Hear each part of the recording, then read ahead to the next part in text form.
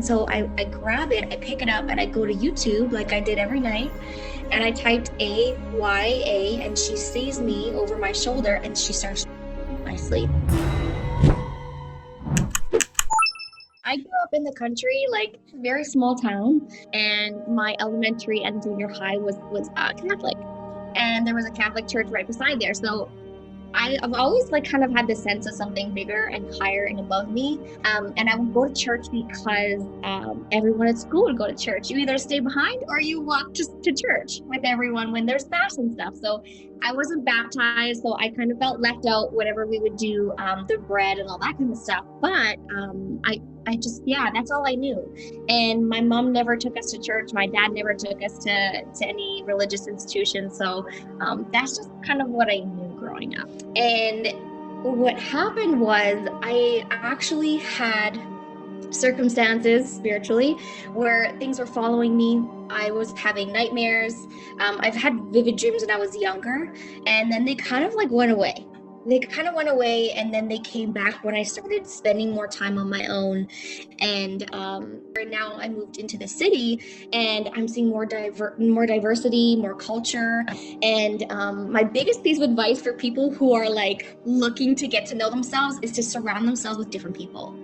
You know what I mean? So you get to learn more. You get to learn and step out of your comfort zone. So that's what I did. I had friends that were atheists. I had friends that were Christian. I had a friend that was Muslim, but none of them were practicing. But we still had these really, really great conversations. And then when I started becoming more spiritual, like I was sharing, in university, and I'm having these conversations, and what my Muslim friend had said to me, a lot of what you believe is in the Quran. And I was like, no, what is that? And I was like, I need to sit down with you, So I took them, we went out for coffee, and I sat down and I wrote out for like 3 hours, like pages and pages of all these notes. And I'm like, well, what's the difference between like Christianity and Buddhism and all this stuff, right? And alhamdulillah, this person provided me with information if they had it, and if they didn't, they went and got it and then came back to me.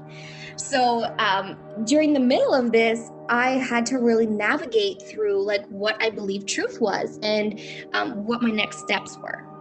And my next step really was, what is it like to pray like a Muslim? Like, what does that feel like? Because even in the Bible, it talks about the true believers pray on their hands and knees. So I was like, well, what does that feel like? SubhanAllah, whenever we submit and we put our forehead to the floor, it's almost like we're grounding that knowledge of what we think we know.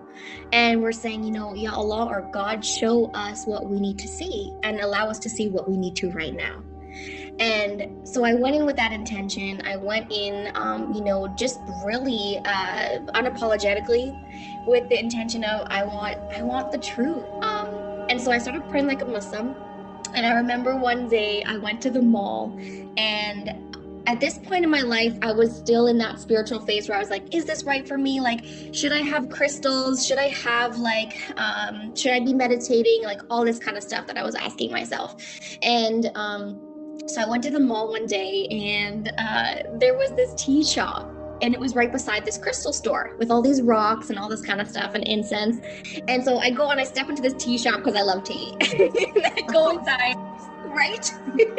I go inside, and there's this lady working, and she's the only one there. She's not a hijabi, so I didn't know she was Muslim.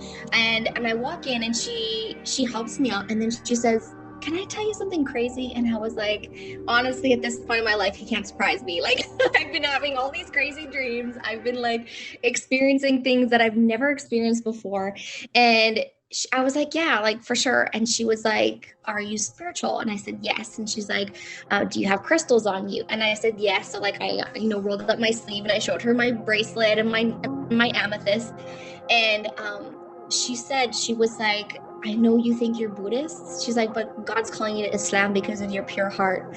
And she said, do not buy into this this meditation, this what did she call it? She's new age spirituality. That's what she said. Don't buy into this new age spirituality because whenever you open your chakras or your energy centers, she says what will happen is jinn will be attached to you.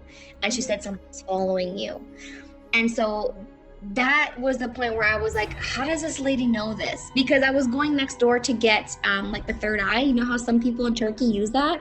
Yeah. I was like, oh, I wonder if that's for me, right? Like, I wonder if this will help me.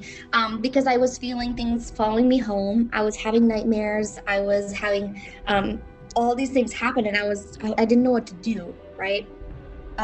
So I had my friend say, like, you can play Surah Baqarah, you can play this in your house, right?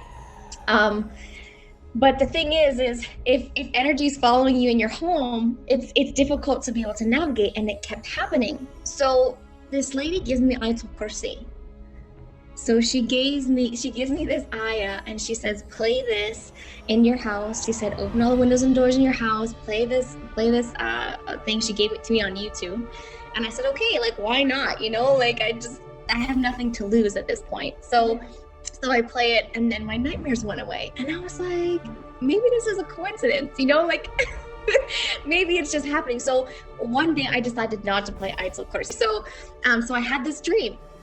And in my dream, like, I'm alive. It's like I'm living, you know what I mean, in real life.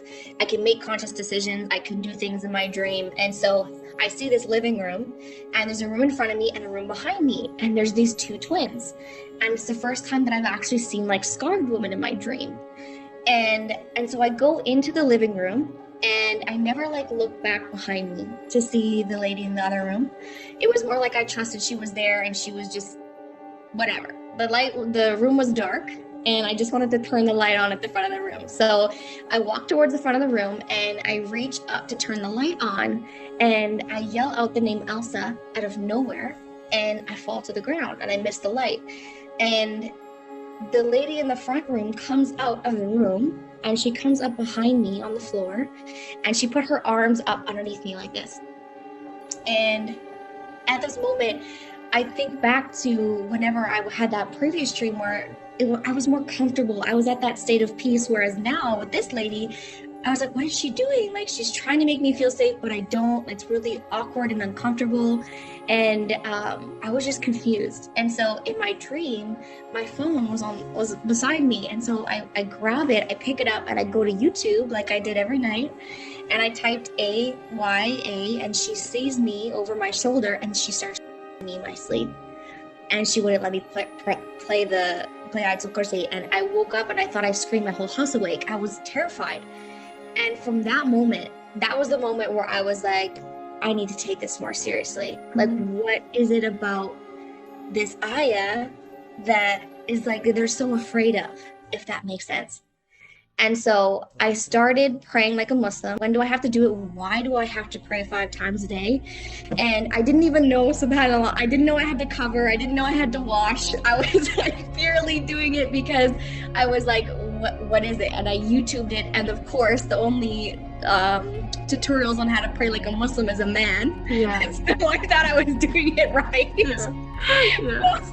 So I'm watching it, and I started to realize, you know, Allah subhanahu wa ta'ala and the angels were waking me up for Fajr.